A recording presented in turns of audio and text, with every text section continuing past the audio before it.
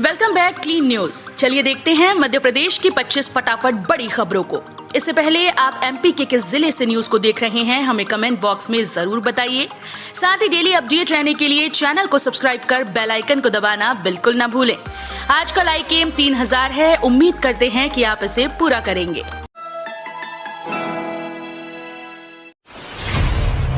मध्य प्रदेश में 7 अगस्त को मनेगा अन्न उत्सव, पीएम मोदी करेंगे वर्चुअली शुभारंभ। मध्य प्रदेश में मुख्यमंत्री शिवराज सिंह चौहान द्वारा अन्न उत्सव का आयोजन किया जा रहा है। प्रधानमंत्री नरेंद्र मोदी 7 अगस्त को प्रधानमंत्री गरीब कल्याण योजना के अंतर्गत आयोजित अन्नोत्सव कार्यक्रम का वर्चुअली शुभारंभ करेंगे।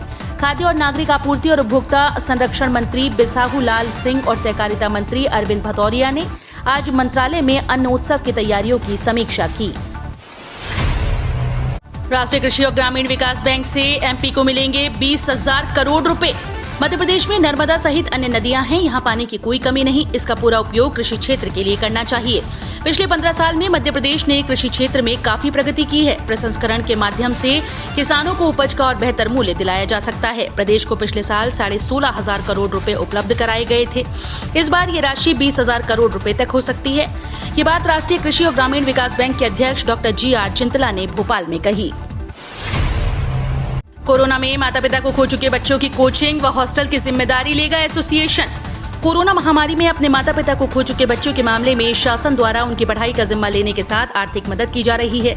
इसी कड़ी में अब Madhya Pradesh coaching owners association ने ऐसे बच्चों की पूरी कोचिंग व हॉस्टल के प्रबंधन की जिम्मेदारी ली है।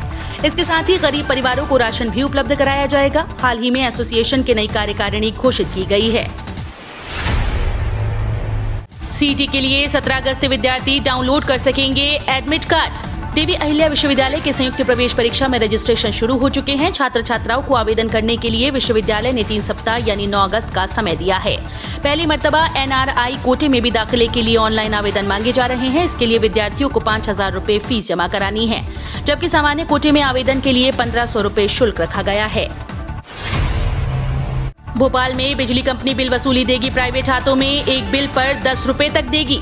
भोपाल में बिजली कंपनी अब प्राइवेट तरीके से बिलों की वसूली करेगी। बदले में प्रति बिल 10 रुपए तक कमीशन भी देगी। बिलों की वसूली का जिम्मा निजी हाथों में सौंपने का फैसला पहली बार लिया गया है।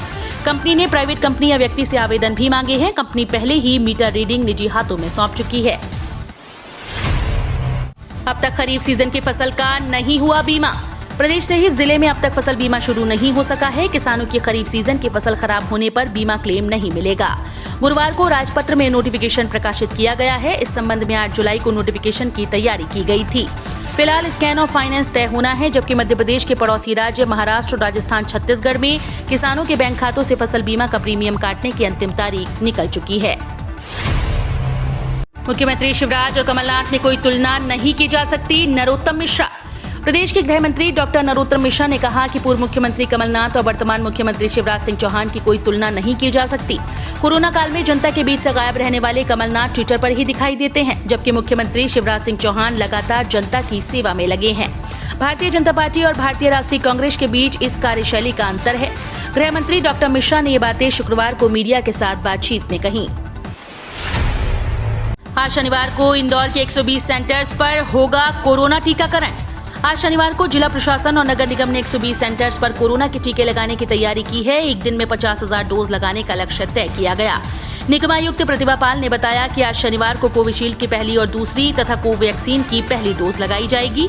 हालांकि टीके प्री स्लॉट बुकिंग के आधार पर ही लगाए जाएंगे। आज शनिवार को 3 बजे घोषित होंगे ICSE, ISC बोर्ड के परिणाम। काउंसिल फॉर ICSE और ISC बोर्ड के परिणाम आज शनिवार 24 जुलाई को दोपहर 3 बजे घोषित किए जाएंगे।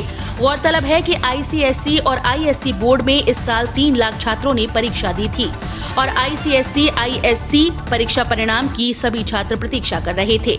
ICSE, ISC बोर्ड रिजल्ट 2021 आधिकारिक वेबसाइट CISCE.org और results.CISCE.org पर जारी किए जाएंगे।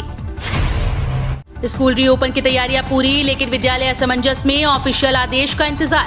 1.5 साल बाद स्कूल रीओपन की तैयारियां शुरू हो चुकी हैं। मुख्यमंत्री शिवराज सिंह चौहान के आदेश के अनुसार कक्षा 11वीं और 12वीं के लिए विद्यालय 26 जुलाई से खुलने जा रहे हैं। कोविड के नियमों का पालन करते हुए 50% संख्या में विद्यार्थियों को बुलाया जाएगा, यानी हर विद्यार्थी को सप्ताह में 2 बार विद्यालय जाने का मौका मिलेगा। लेकिन इस घोषणा को दरकिनार करते हुए अभी भी विद्यालय संचालक असमंजस की स्थिति में हैं।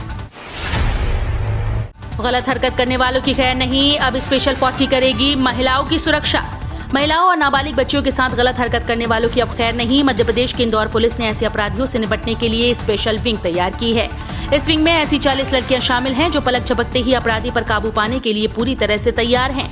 इस विंग को नाम दिया गया है स्पेशल 40। मतलब है कि मध्य प्रदेश पुलिस इनको ट्रेनिंग दे रही है, लेकिन ये लड़कियां किसी फोर्स का हिस्सा नहीं, बल्कि वो आम लड़कियां और महिलाएं हैं जो अपने अपने घरों में रोजमर्रा के काम करती हैं।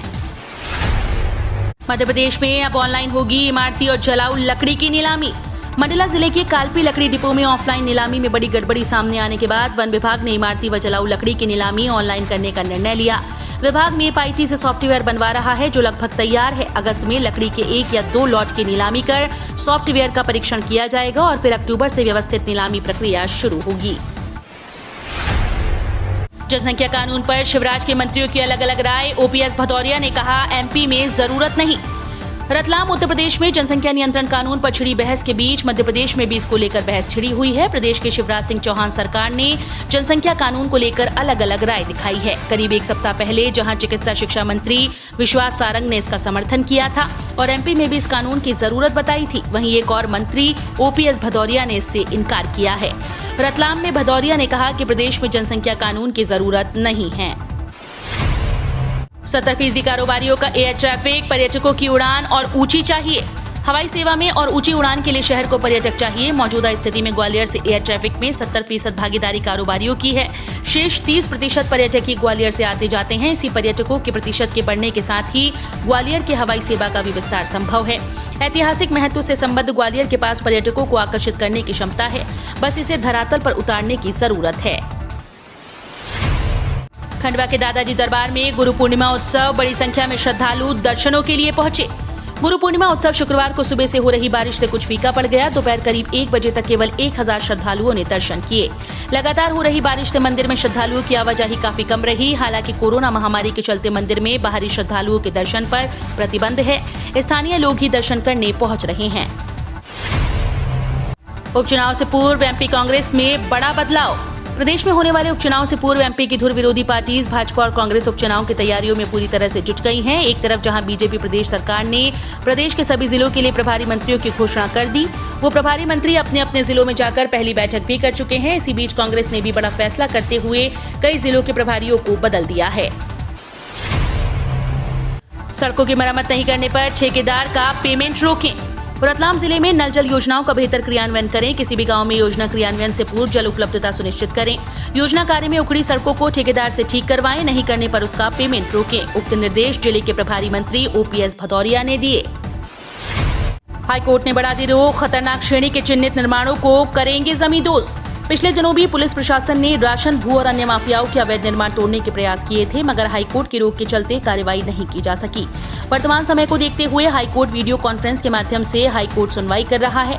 पहले 15 जुलाई तक तोड़फोड़ पर हाईकोर्ट ने रोक लगाई थी, जिसे अब 25 अगस्त तक के लिए बढ़ा दिया गया है। पूर्व में भी हाईकोर्ट ने ये तारीखें बढ़ा दी थी। 2 साल बैंकर्स की किश्त माफी के लिए मुख्यमंत्री से मिलेंगे टेंट व्यवसायी।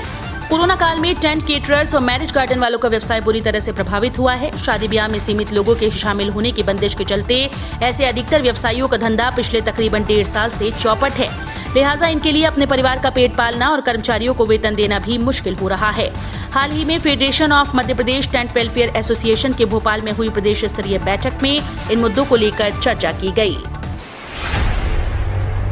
प्रेसिडेंट रामनाथ कोविंद ने 12 केंद्रीय विश्वविद्यालयों के नए कुलपतियों के नामों को दी मंजूरी।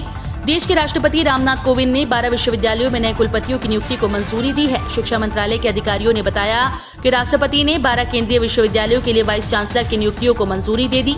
इन विश्वविद्यालयों में हरियाणा केंद्रीय विश्वविद्यालय, हिमाचल प्रदेश, जम्मू, झारखंड, कर्नाटक, तमिलनाडु और हैदराबाद शामिल हैं। 1 अगस्त से लागू होंगे सैलरी, पेंशन और EMI पेमेंट के नए नियम।